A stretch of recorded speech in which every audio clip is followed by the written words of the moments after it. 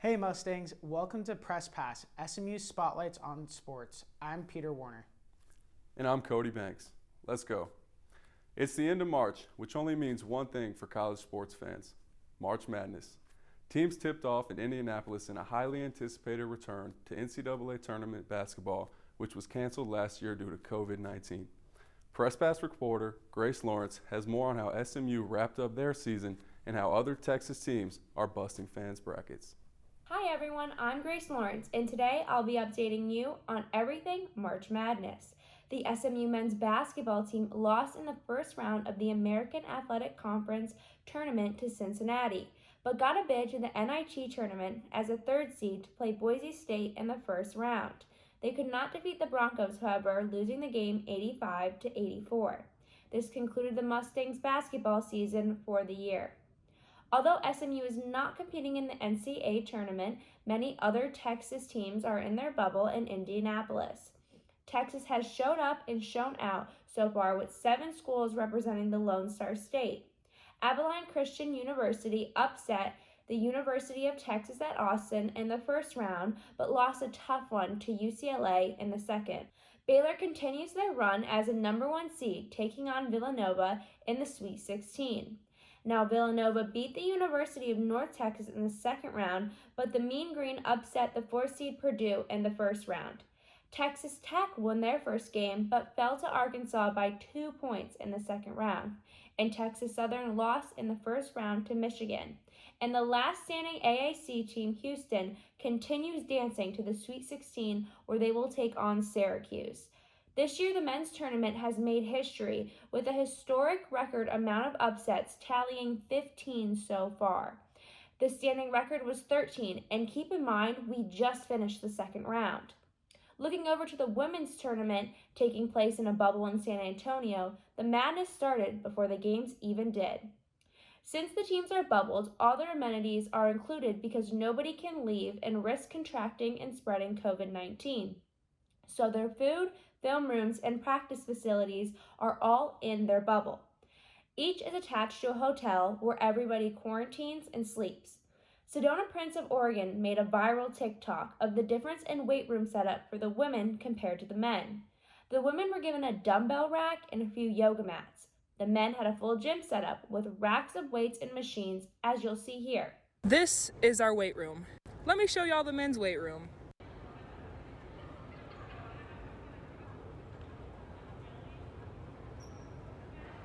After the video was released, the NCAA apologized and unveiled a new weight room for the women. We got a weight room, yeah! We got a ton more dumbbells. Look at that. Look at all these racks for squats and whatever we want to do. We got a bunch of bands. Look at this, guys. And we got some equipment. On the court, 2 Texas teams, Texas A&M and the University of Texas at Austin, won their first round games at the women's tournament. And the 3rd Texas team, Baylor, continues their run to the Sweet 16, where they look to take on Michigan. That wraps up everything from the NCAA bubbles. Tune in next time as we follow the rest of March Madness. For SMU TV, I'm Grace Lawrence. Thanks, Grace. Peter, I'm curious. What has been your biggest bust so far in your bracket? Man, I had Illinois and Ohio State in my Final Four with Illinois in my national championship game. I don't think I'm doing too hot, so it's not a good start there. Well, to continue, other collegiate athletes are beginning to compete in their national championships as well. 3 SMU men's swimmers and divers traveled to North Carolina for the NCAA competition, each participating for the first time in their careers. Senior Caleb Rodenbaugh has won back-to-back ACC titles and is a 29th seed in the 200-yard backstroke. Peter Smithson became the first men's diver at SMU to qualify for multiple events at the NCAA tournament after automatically qualifying in 3 different diving competitions. Over on the track, the Mustangs are also accomplishing program firsts. The Mustangs posted 3 program top 10 marks at the TCU Invitational on Saturday. Senior Ashton Wood surpassed former teammate Madison Powell for the program record in the 400-meter hurdles. Jerniah Sharp and Annette Ballenbay also cracked the top 10 with their performances in the 100-meter hurdles and 400-meter dash. To round out the accolades the Mustangs are earning, multiple athletes have also received American Athletic Conference honors. On the soccer pitch, women's player Jewel Bolin was named to the AAC Honor Roll after scoring 7 points in 1 week. And Skade Simonson from the men's team was named Offensive Player of the Week after his hat-trick against USF. And on the volleyball court, Bria Merchant received honor roll recognition after leading the conference in digs per set.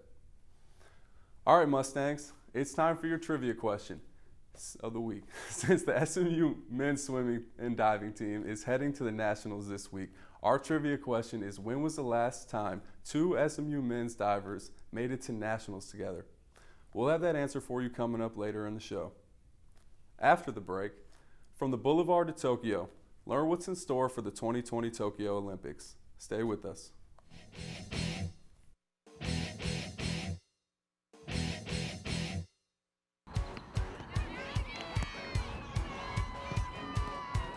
On the team specifically, I love all the girls. Like, we have an amazing culture, and all the teammates are like my family, so getting to share the experience with them is really special.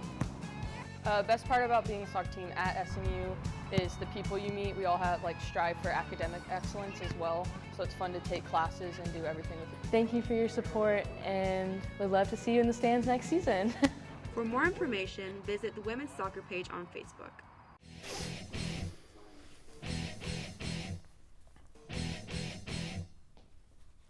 Two Dallas pro teams are just days away from their season's beginning. SMU TV's Will Doughton has more on what to expect from the Dallas pro teams. What's up, Mustangs? I'm Will Doughton. Let's get down with Dallas sports. We'll start on the baseball diamond with some unfortunate news for the Texas Rangers. In a spring training game against the Los Angeles Angels on Tuesday, Chris Davis suffered a quadricep injury while running out a bunt single. The injury will likely keep him on the injured list for the Rangers' opening day game on April 6th. This could create issues for the Rangers' batting order, as Davis was expected to serve as the designated hitter and bat in the number 4 spot. On the soccer pitch, FC Dallas is preparing for the start of the MLS season. The squad has chosen to compete in La Copita, a preseason competition pitting Texas soccer teams against each other. Dallas will play against Houston Dynamo, Austin FC, and San Antonio FC from the United Soccer League. The team's first matchup will be April 2nd against San Antonio. And the FC Dallas Instagram is showing some love to the SMU men's soccer team. The pro team posted a photo of 2 former Mustangs, Eddie Manjoma and Nicky Hernandez, suited up in their new FC Dallas kits. SMU is starting to become a feeder school to the local pro team, with Manjoma being drafted earlier this year and Hernandez signing in March. That's all from me. For SMU TV, I'm Will Doughton. Thanks, Will. There are some other former Mustangs who have their eyes set on the pros. SMU Titans Kyle Granson and Ryan Becker have been training for a pro day, which will show off their skills to NFL scouts. After the SMU football season ended in the fall, Granson declared himself for the 2021 NFL Draft, along with quarterback Shane Buechele, kicker Chris Nager, linebacker Richard McBride, and defensive back Brandon Steffens. Last year, SMU wide receiver James Prochet was drafted by the Baltimore Ravens, and his 5 former teammates are hoping to hear their names called on April 29th when the draft kicks off in Cleveland. Time now to check in with SMU TV's Brooke Lee Hahn, who has more on how Olympic athletes have dealt with the unexpected challenges from COVID-19 as they train for the Olympics in Tokyo.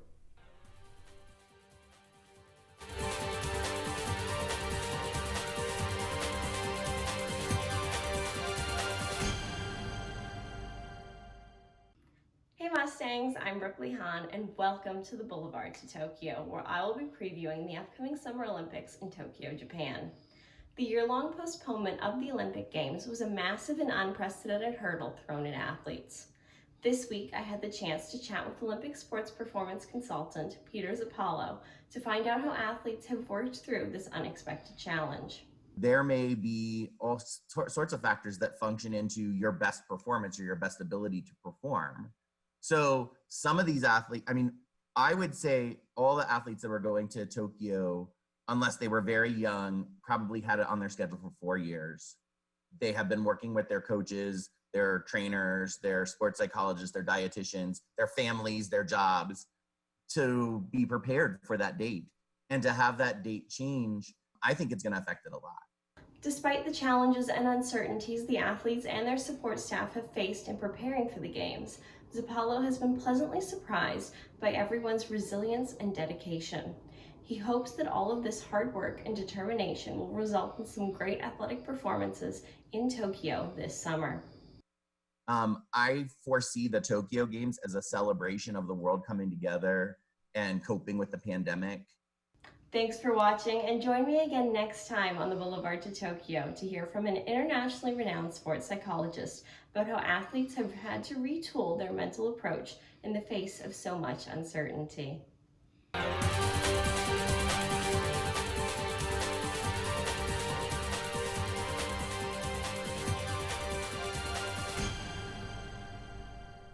Thanks, Brooke Lee. Time now for Locker Room Laughs, where we show you some of the funniest videos that happen in sports. Our first video this week is another great golfing decision. This guy was working on his swing in his backyard with a practice net, but it really wasn't doing its job. You know, Pete, I won't knock somebody trying to get their swing right, but maybe next time he can face the opposite way of the house. Next, March is the month of madness, and there is a lot of madness to see. The NCAA halftime crew jumped on stage to bust a couple moves with mini-men. Like, seriously, Cody, I just do not know where to start with this. The CGI dancers? Who on the network thought that would be a good idea? I am honestly creeped out by those dancing little, things. I don't even know what to call them except nightmare fuel. Yeah, I'm with you there, Pete. In this last clip, we take a trip over to my great home state of Virginia. We got the Virginia State University president putting one of his students in a spin cycle after he challenged him to a friendly game of one-on-one. Pete, we might have to find President Turner one of these days and put you to the test. Oh man, he'd cross me up so fast, it'd be insane. Well, that closes out Locker Room Laughs for this week. We will come at you with more laughs next time. It's time now for the answer to this week's trivia question, which was, when was the last time 2 SMU men's divers made it to the Nationals together? The Mustangs had 2 divers, Philip Griffin and Bryce Dumais, make the national championship in 2003. Well, that's all we have for you, Mustangs. Be sure to check out our Facebook, Twitter, and Instagram for the latest on SMU sports. And as always, be sure to keep up with your Hilltop sports by checking out smudailycampus.com. You can catch Press Pass and other SMU TV shows on Channel 9 on University Park Cable. That does it for this edition of Press Pass. Thanks for watching. Be sure to tune in April 7th for all the latest happenings in SMU sports. Have a great weekend, Mustangs, and pony up.